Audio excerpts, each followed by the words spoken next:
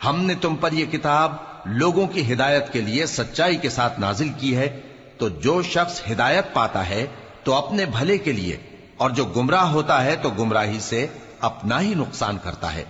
اور اے پیغمبر، تم ان کے ذمہ دار نہیں ہو۔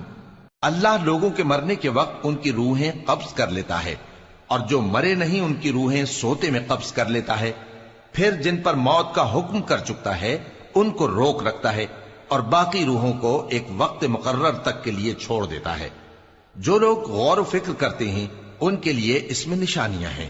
کیا انہوں نے اللہ کے سوا اور سفارشی بنا لیے ہیں؟ کہو کہ خواہ وہ کسی چیز کا بھی اختیار نہ رکھتے ہوں اور نہ کچھ سمجھتے ہی ہوں تب بھی کہہ دو کہ سفارش تو سب اللہ ہی کے اختیار میں ہے، اسی کے لیے آسمانوں اور زمین کی بادشاہت ہے، پھر تم اسی کی طرف لوٹ کر جاؤ گے۔ اور جب ایک اکیلے اللہ کا ذکر کیا جاتا ہے تو جو لوگ آخرت پر ایمان نہیں رکھتے ان کے دل گھٹ جاتے ہیں، اور جب اللہ کے سوا اوروں کا ذکر کیا جاتا ہے تو فوراً خوش ہو جاتے ہیں۔ ہم نے تم پر یہ کتاب لوگوں کی ہدایت کے لیے سچائی کے ساتھ نازل کی ہے، تو جو شخص ہدایت پاتا ہے تو اپنے بھلے کے لیے، اور جو گمراہ ہوتا ہے تو گمراہی سے اپنا ہی نقصان کرتا ہے۔ اور اے پیغمبر، تم ان کے ذمہ دار نہیں ہو۔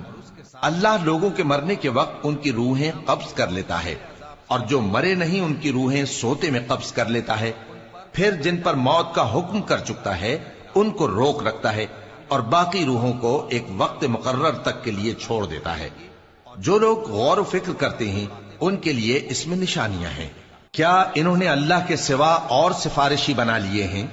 کہو کہ خواہ وہ کسی چیز کا بھی اختیار نہ رکھتے ہوں اور نہ کچھ سمجھتے ہی ہوں تب بھی کہہ دو کہ سفارش تو سب اللہ ہی کے اختیار میں ہے، اسی کے لیے آسمانوں اور زمین کی بادشاہت ہے، پھر تم اسی کی طرف لوٹ کر جاؤ گے۔ اور جب ایک اکیلے اللہ کا ذکر کیا جاتا ہے تو جو لوگ آخر